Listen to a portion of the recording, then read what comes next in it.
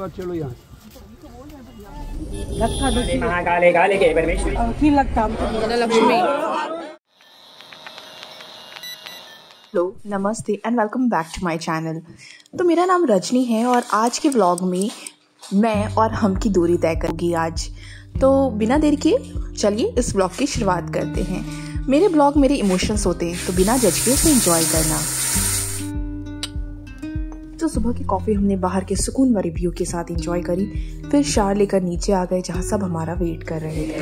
देवघर से पापा और राजू ये दोनों हमें लेने ही आए थे और फिर हमने संग में सबने ब्रेकफास्ट करा और हम निकल पड़े। फिर सारा सामान सेट करो और ऑन टेबल हमने ये डिसाइड करा कि कल तो हम राजगीर नहीं घूम पाए थे, पर आज जहाँ तक हो सकेगा हम राजगीर घूमेंगे। और यू नो व्हाट, ये मैचिंग हमने जानबूझ कर नहीं करी। अचानक से कोइंसिडेंस ऐसा था कि हमने साथ में मैचिंग कर ली, कुछ फोटोज क्लिक कराए।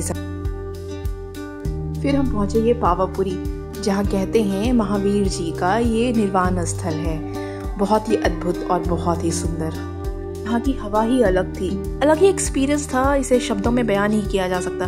जितने आप देख रहे हो सारे लोटस हैं, बहुत ही खूबसूरत। मुझे लगता है हर किसी को एक बार आना चाहिए। भगवान महावीर की अंतिम क्रिया यहाँ पर ही हुई थी। यहाँ पे फोटोज़ और वीडियोज़ अलाउड है, लेकिन इसके अंदर मंदिर में ये अलाउड नहीं है। जहाँ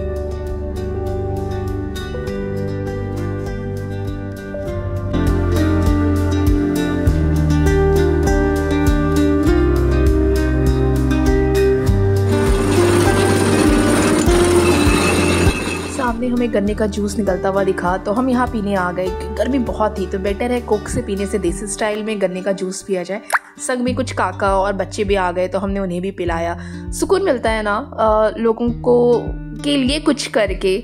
और जब हम पी रहे थे तो ये बच्चे भी हमें देख रहे थे, तो अच्छा नहीं लगा कि हम पी रहे और वो नहीं पी रहे, इसलिए हमने डिसाइड करा कि हम उन्हें भी देंगे।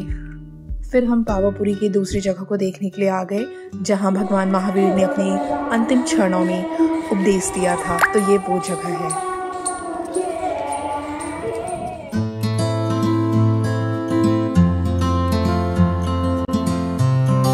मौसम ने भी बहुत बढ़िया साथ दिया हम लोगों का।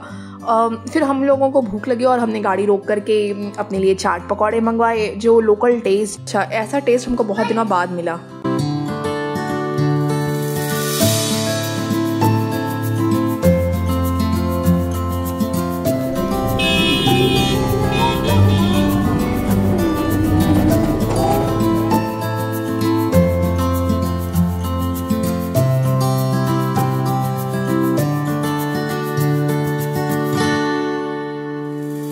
तब हम देवघर पहुंचने वाले हैं। सुबह की भागदौड़ के बाद हम लोग बिल्कुल थक चुके थे। मेरी बॉडी ने तो जवाब दे दिया था, पर इधर मम्मी ने राज को पहले ही दिल्ली से देवघर भेज दिया था और वो काम पे लगे हुए थे। और ये पुराना चूल्हा है और ये नया चूल्हा जो फरीदाबाद से मैंने पापा के लिए खरीदा था, क्योंकि पुराना चूल्हा काफ़ी दिनों से वर्क कर रहा हो गया था, इसलिए उसको चेंज करना था। यहाँ हम पापा की मदद करते हुए, क्योंकि हम दोनों ही थे जो वेज वाले थे, बाकी सारे नॉन वेज वाले, तो जल्दी जल्दी काम करें क्योंकि 2 मुँह चूहे बनने में टाइम लगेगा। राज ने हमको चाय बना करके दे दी। हम इधर चाय भी पी रहे थे और सब्जी भी कट कर रहे थे, बात भी कर रहे थे। अपने से किसी को पता है ये कौन सा कीड़ा है? घर इतना दिन खुलने के बाद हमें ये कीड़ा मिला और हमें भी नहीं समझ आया ये कीड़े कौन से हैं। यहाँ बच्चे अपनी दुनिया में खेलते हुए। ये रहा मेरा कमरा, जो हमें चला ये 90 साल पुराना है। एनीवे, हमने खाना वाना खाया और हम सब थक गए थे, हम सो गए। गुड मॉर्निंग गाइस, यहाँ मना रहे हैं सुबह की चाय और हमें अभी पता चला है कि हम सबको जाना है बासुकीनाथ पूजा करने के लिए। यहाँ पे राज भी आ गए हैं सब्जियाँ लेकर मार्केट से। तो मैं तैयार हो चुकी हूँ। हमने सुबह की चाय जहाँ पे हम पूजा करेंगे और फिर वहाँ का सुना है घुगनी और चूड़ा, तो चलो चलते हैं।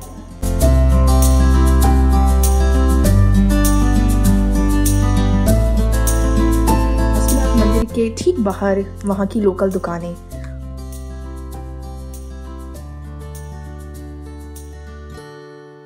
और अब हम सब पहुंच गए हैं वहाँ के प्रांगण में। वहाँ काफ़ी भीड़ है और कहते हैं बैद्यनाथ धाम के बाद ये दूसरा महत्वपूर्ण शिव तीर्थ स्थान है। कहते हैं समुद्र मंथन के बाद वासुकी नाग ने भगवान शिव की यहाँ पे पूजा की थी। मंदिर में काफ़ी भीड़ थी और सावन के महीनों में तो यहाँ पे और भीड़ काफ़ी बढ़ जाती है, पर कोई बात नहीं, हमने मिलकर पूजा की। लक्ष्मी कहते हैं यहाँ पे शिव और पार्वती माँ की जो मंदिर है वो आसपास है और कपाट खुलने से पहले एक दूसरे से मिलते हैं। देवी कालरात्रे नमस्ते काले काले महाकाले काले के परमेश्वरी सर्वानंद करो देवी नारायणी नमस्ते तुले तुम जगत माता शीतल है तुम जगत पिता शीतल है तुम जगदात्रे शीतल है नमो नमः। ओम नमः शिवाय ओम नमः शिवाय। भागदौड़ क्यों ना हो, पर इन पलों में सब कुछ शांत हो जाता है। ऐसा लगता है जैसे वक्त ही रुक गया हो। खाना तो बहुत सिंपल था, पर हर बाइट में एक अलग सा सुकून था। तो ये था बस हमारा एक सिंपल सा व्लॉग। अगर आपको ये व्लॉग पसंद आए तो लाइक और शेयर ज़रूर करना, और मुझे कमेंट में ज़रूर बताइए कि आपका सबसे सुकून वाला पल कौन सा होता है। तो चलिए मिलते हैं नेक्स्ट व्लॉग में, तब तक ध्यान रखना, बाय।